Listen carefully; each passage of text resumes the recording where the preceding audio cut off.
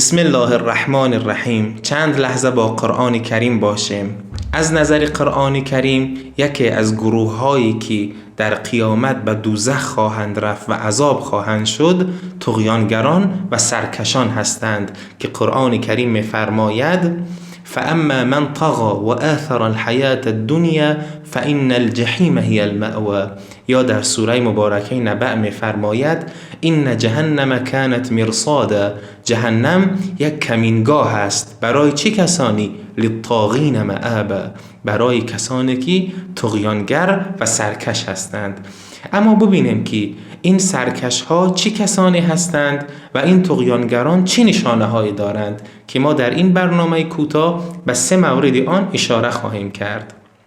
اولین نکته فرعون و فرعونیان هستند که قرآن کریم زمانی که به حضرت موسی و هارون دستور می‌دهد که به سمت فرعون بروید به آنها میگوید اذهبا الی فرعون، به سمت فرعون بروید. چرا؟ انه طغى، که او یک طغیانگر است.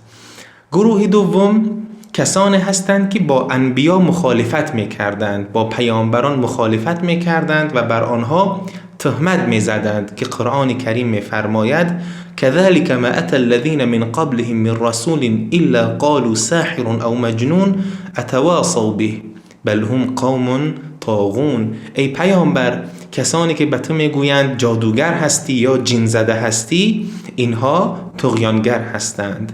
و گروه سوم منافقان هستند، کسانی که در ظاهر اسلام آوردند و در ظاهر با پیامبر هستند اما در باطن و پشت به پیامبر خیانت میکردند که قرآن کریم میفرماید الله یستهزئ بهم و یمدهم فی طغیانهم یعمهون.